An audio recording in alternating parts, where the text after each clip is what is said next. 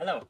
Good morning, good afternoon, and good evening. My name is Mohammed Kusin Susilo, and I have my partner, Farel Jeremy Nusa, who is currently not here, for he will be there later. Uh, we're all from Informatics 48 International, and today I will be explaining the slides, and he will be explaining the demo. Now let's get on. Introductions as before. I'll do the slide explanation, and Farel will do the code explanation and the demo. So, as for the slides, let's start. First, what is Traveling Budget Tracker? Now, this is an application that helps users plan and manage their travel budgets. User can add, remove, and view their expenses by category and amount. The system calculates the total expenses, show the remaining or exceeding budget, and supports searching data using sequential and binary search. It also helps sorting expenses by amount using selection and insertion sort. Alright, but why? Why do we need this? Well, first of all, this is a system. This is a program that is meant to be used if, per se, you have a big plan to go somewhere, a big plan to go traveling. Not like you just have a random thought that okay, maybe I just want to go for like 3 days to Yogyakarta. No, that's not what this is for. This is something that you use to be, and it'll be helpful if you have a massive plan and you need something to help you keep track and see what is clogging your budget. So maybe you think of going overseas, living overseas, going to another island, going to another country that you're not familiar with. This is what this is for. So you can't. So it's not really comparable to something like a notes app, because trust me, it's not. It's gonna help you a lot more with, like I said before, from here it has insertion sorts and selection sorts, and it will help a lot. Trust me, it'll help a lot. Now let's talk about the key features. Now the first key feature is calculating total expenses. Now this is not something very special. I am aware that this is definitely something that all traveling budget things have, and you don't even need a traveling budget app to calculate total expenses. In fact, you can just use a calculator and a notes app. It's not as easy, but I think it's still manageable, and you don't really have the hassle to go find a traveling budget app for this. But it is something very helpful. It is a quality of life thing that every traveling budget thing has, and for our especially, we do have one, of course. Now, this is where we get to the specifics of what we can do. We can remove, and editing categories. What is a category, and why can we remove, edit, and add it? So, categories, think of it as like variables. When you're traveling, there are a lot of variables. First, maybe there's food variable. There's the issue of sanitation. There's the issue of sanitation part two. Please wash yourself when you go overseas. Maybe you have medication issues, huh? Medication or beverages, and maybe even technology.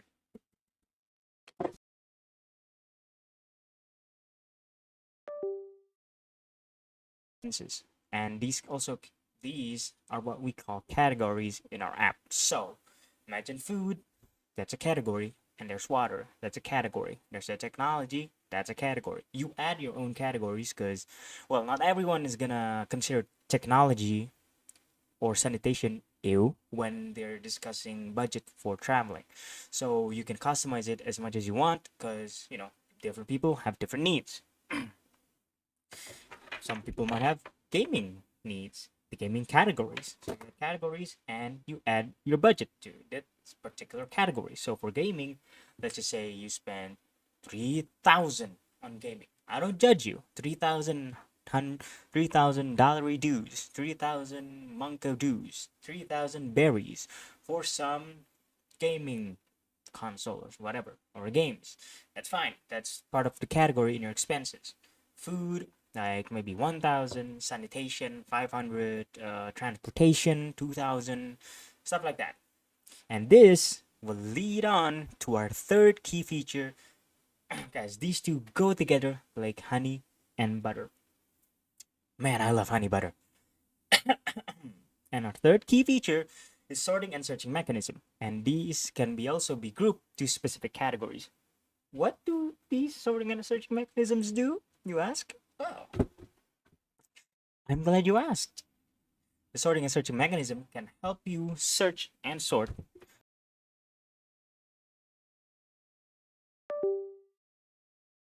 expenses. I find it to be two things.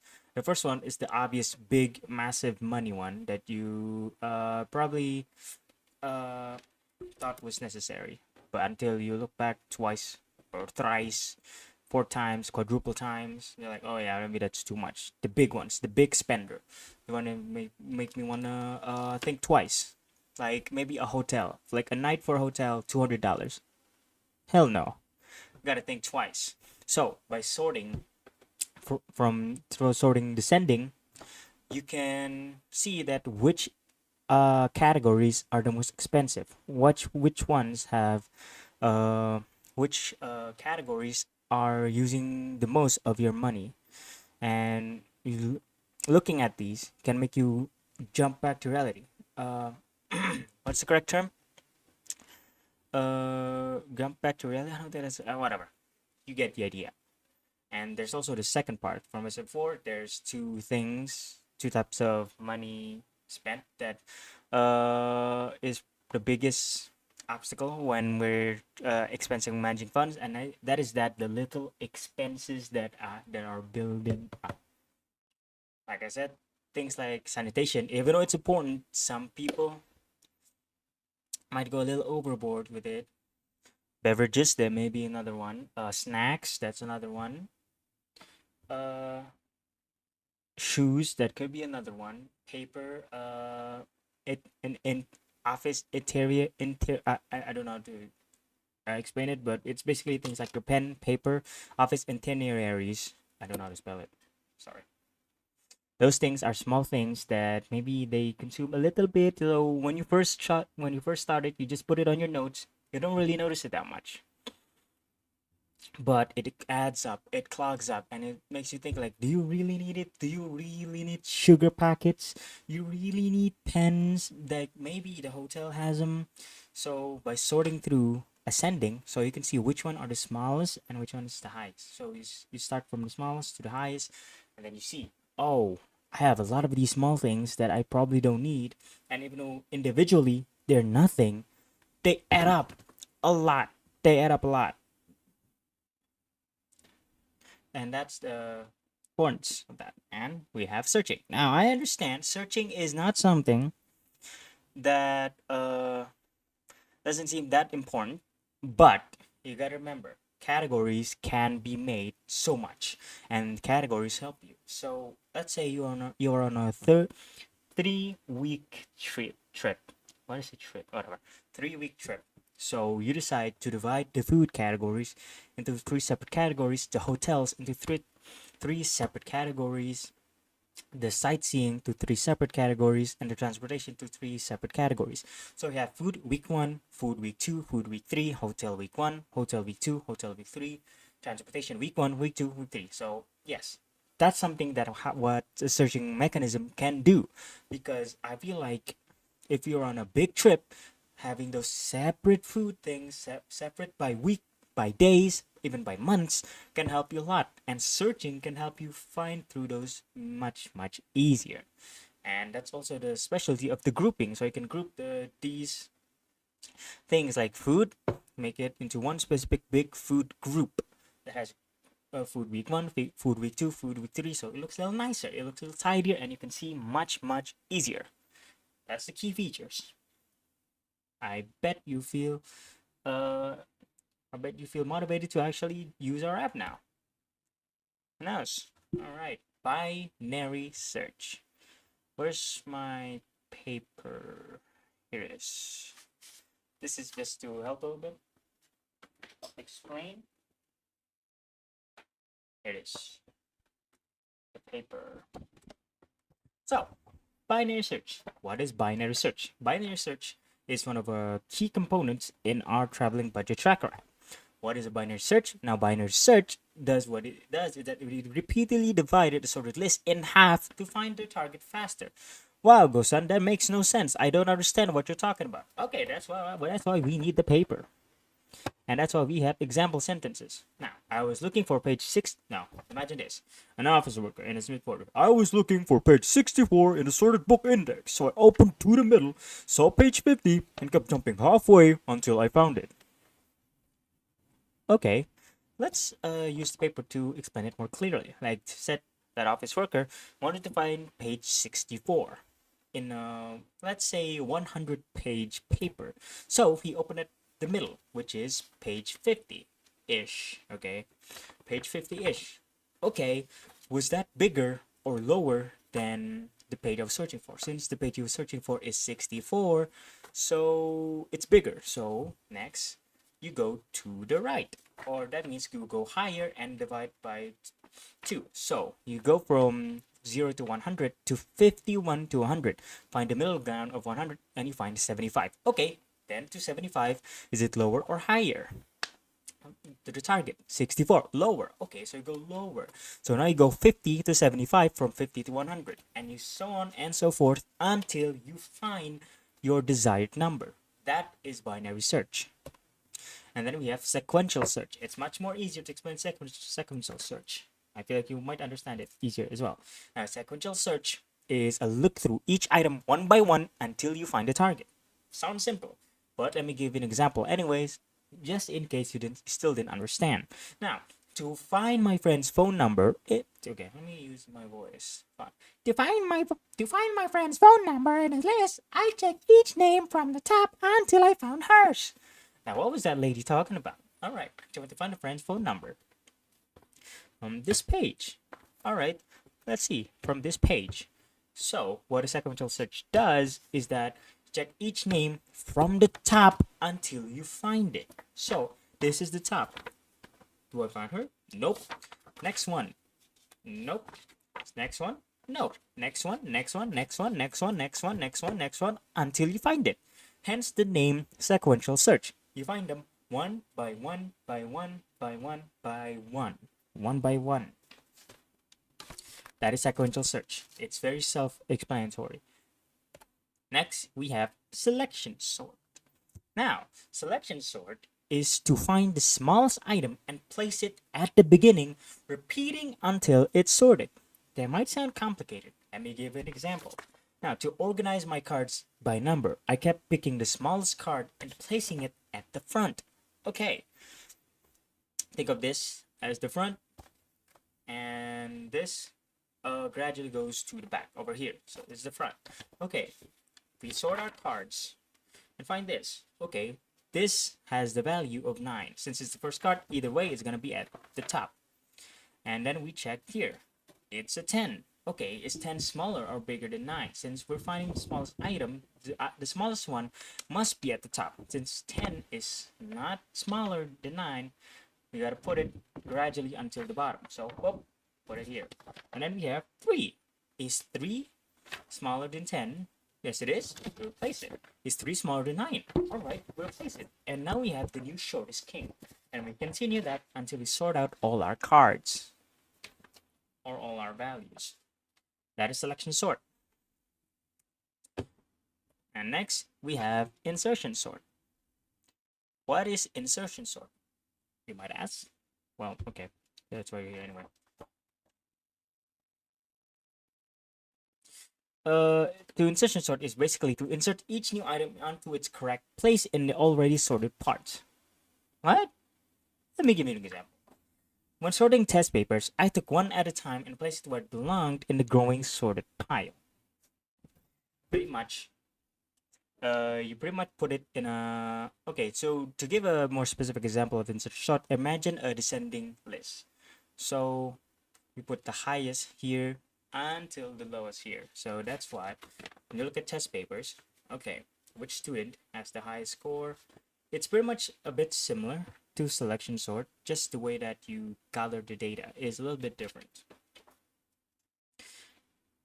So this one, this place right here is for the students with above 75. This one for below 75 but higher than 50. This one is below 50. So I mean under 50. So I check test one by one and put it in their correct positions. Now, let's talk a bit about find, since this is pretty much the backbone of our code. Now, find is a Golang specific framework that helps people build native apps that work everywhere. How it works first is by firstly installing find onto our system via console command. Then there, a .mod and a .sum file is created when the developer creates a find project. After that, the main program starts and operates like usual, where the usual Go libraries are imported, but there is an additional find library that needs to be imported, and it always starts with find.io/find/. Now, why we need the manual string to integer conversion now? Because in find, the textbook input is set to string only, hence it is needed to convert from string into integer first. Now, different from the terminal, in which fmt.scan and you put something there, is automatically turns it into an integer. That's the reason why on application code we need to manually convert it. Then we have to find libraries. Do you want me to explain this one? I mean, I think it's pretty self-explanatory, but I'll explain a bit. So find.io/find/fast v2 is for the main program to run Vine. Now, to be clear here, v2 is the current version of Vine that we are using. There's no other reason. There's no other special reason for v2. This is the current version that we are currently using.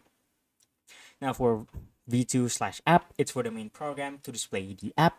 Pretty self-explanatory. And then for v2/container, it's replacing buttons and box in positions. Okay, similar like to a container. I think that's how you can visualize it. And then v2/dialog for alerts or confirmations. Okay, dialog, got it. And then v2/widget for buttons, input text, etc.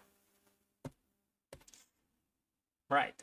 Let us now talk about the challenges and solution of our very fine and simplistic traveling budget app. Now, for the first challenge, okay, I color coded it. So red is for challenges, and below it are the solutions that are colored in blue. Okay, remember the challenges are always on top. All right. So first challenge, we have avoiding the usage of other library imports from the Golang language, IG, sort, string, and string convert. Now, the solution to this is only using FMT. Now that makes us do some stuff manually, such as turning string converter into a manual string convert to integer. And then for the next challenge, we have deleting an array without append. Now for the solution, we use shifting method, where when it deletes, it shifts to the left. And for next challenge is that Vine really has a limited video tutorials. So there's not much resource we can go about. So we have to find specific websites and very specific people. And solution for this, like I said before, is to build the urge to read their website text. Okay, Farhal made a little typo there. That's fine. Okay, challenges. Now, adding an option to edit an array.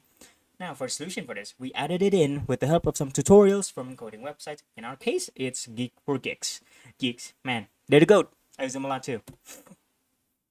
And this is our manual string to integer converter. Like I said, we don't use string converters, strconv. We use this particular code. We use a function that, okay, obviously starts off with the string and then outputs an integer.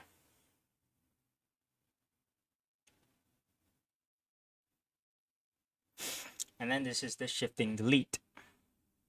I think I need to explain this one. And I feel like, how much time? Oh my god, 20 minutes. Okay, let's just talk to challenge and solution 2. Now, for challenges and solution, we have a part 2, unfortunately. But for the first challenge, we have to avoid the use of append functions of Golang. For the solution for this, we manually append them by using a fixed array size. For the next challenge, we implement 2 sorts. For the solution, we found a solution where the first sort is ascending whilst the other sort is descending. For the final challenge, when trying to attempt adding an option to sort alphabetically, we had the confusion of which sorting method is best used. Now, set the solution.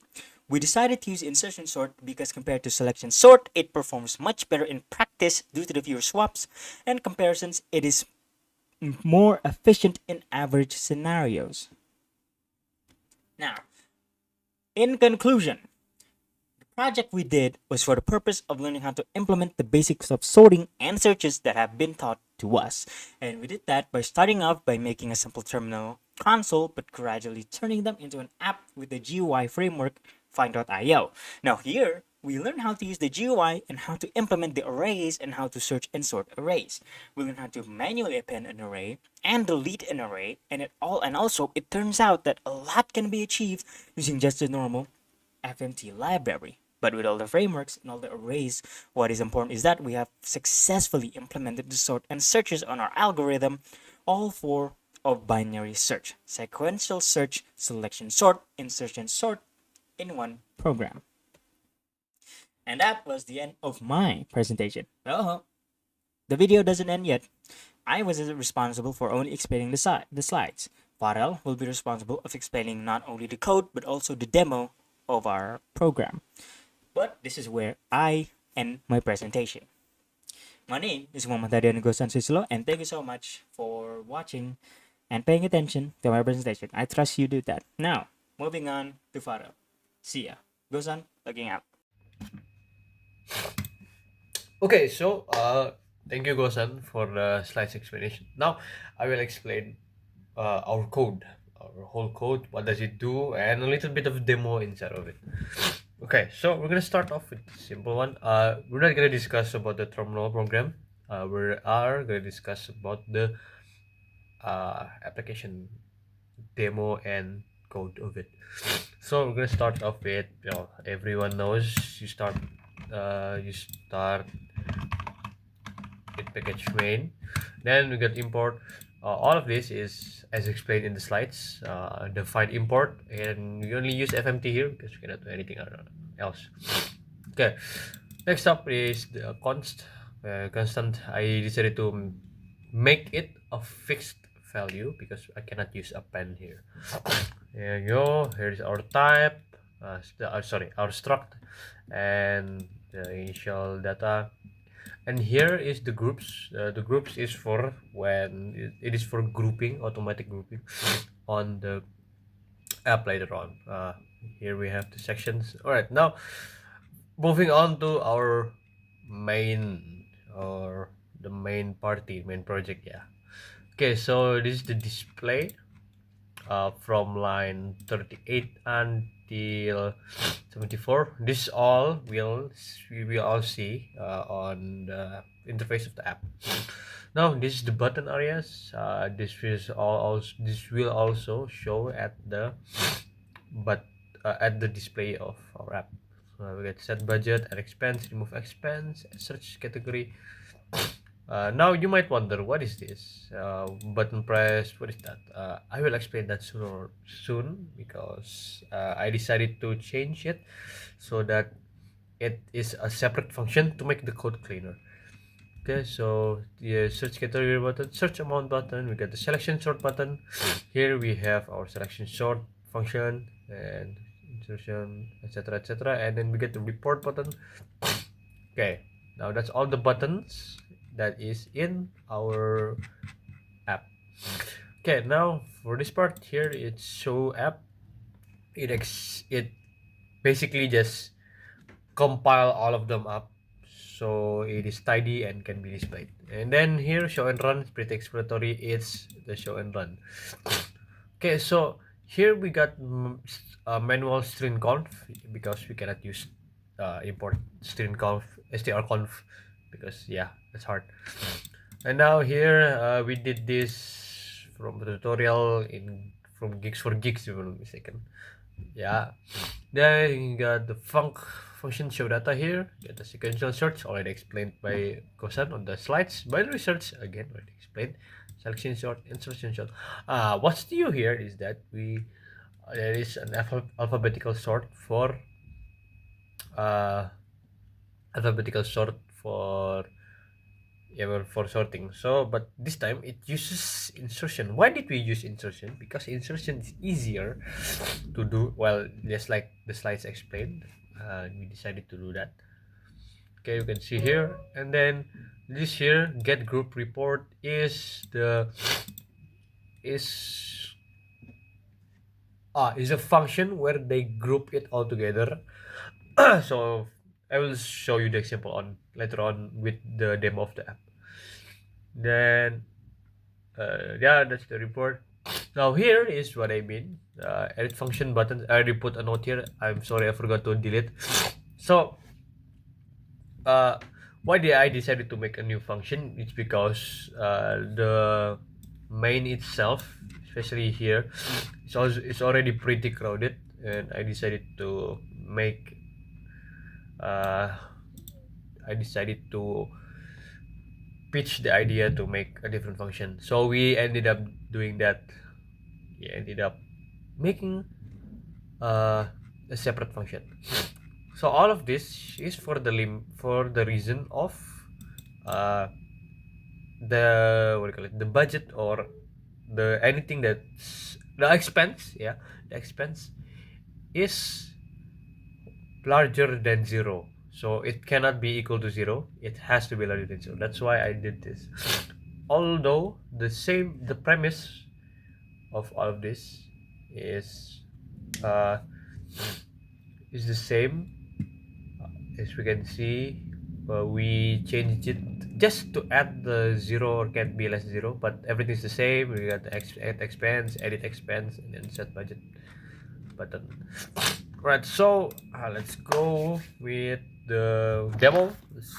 Right, let me just switch to, yeah, right, let's go. Ah, use this time of the month, but everything's being sick.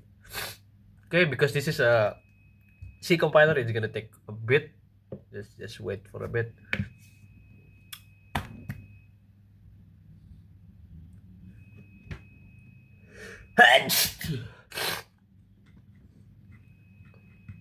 Doesn't take more than 5 minutes. Or is it error? Right, I guess this takes time. There you go. Okay, so here we can see. So the initial budget cannot be zero. See, it put on the error can't be less than or zero, and it cannot be a negative number. See, it can't be less than or equal to zero. So let's just simple. I put in 999 as set budget. Then for the category name, you can see that we have a preset of category groupings here. So let's just put on snacks. All right, we'll put 11. Remember the number. Then food.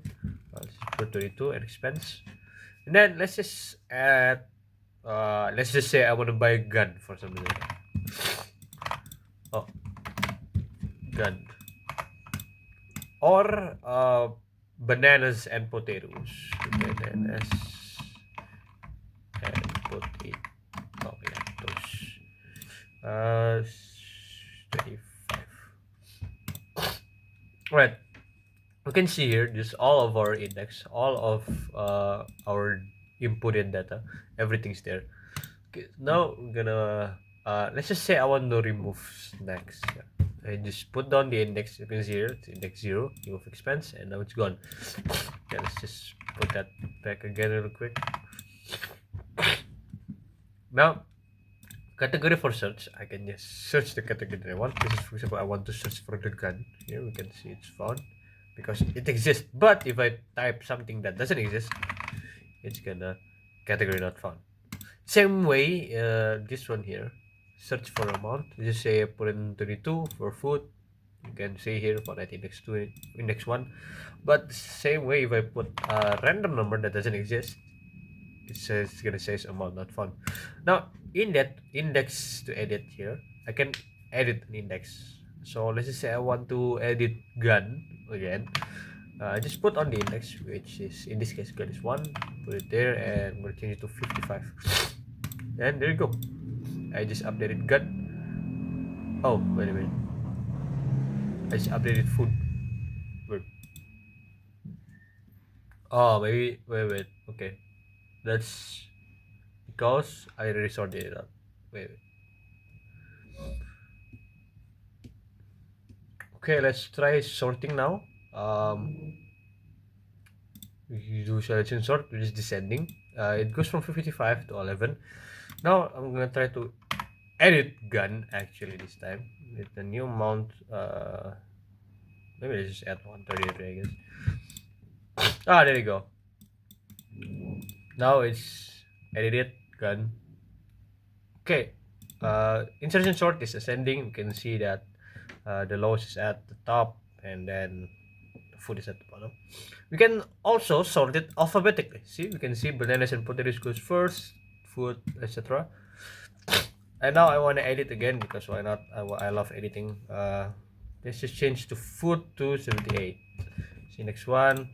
There you go. Now, this is this selection sort, this is sort, and also this is also insertion sort. Okay, let's just add a new category because why not? Why not? Yeah, let's just name it that. Add expense. And now I want it to sort alphabetically. Oh, it's already sorted alphabetically. Well then, I'm just gonna sort it ascendingly. Now I'm going to show report. As we can see here, as you can see here, this is the group category. You can see that food, meaning snack and food, is added up into. Oh, okay. So this one here doesn't have S. That's why it doesn't categorize into food. But if I add S, let's just do this real quick. Oh, next, 22 expense. You can see here snacks, sort that alphabetically, and then show report. There you go. We can see that the food is updated into 100 because snacks and food, this value of food is 78. Meanwhile, the value of snacks is 32. That's why it's 100. Meanwhile, for the others, it is plus by all the thing. And all right, let's just say I went over budget with this sort again. Let's just uh say I went over budget with gun. I don't want. So when I show report, it's gonna say that, oh look, this is over 50% of the budget. Meanwhile, we cannot do 50% of over 50% of our budget because if we actually exceed over that, we're gonna be cooked. We cannot do anything. And also here it says over budget by the amount of we get over budget. Here's the total. And remember our budget here. This is not gonna change by the way, unless I do. There you go, set budget. And now it's not gonna be over budget. All right, that's all from us. That's thank you everyone for listening so far. Thank you for the slides. Thank you for this, Gosan. Thank you, man. You've been hella good. Thank you for listening.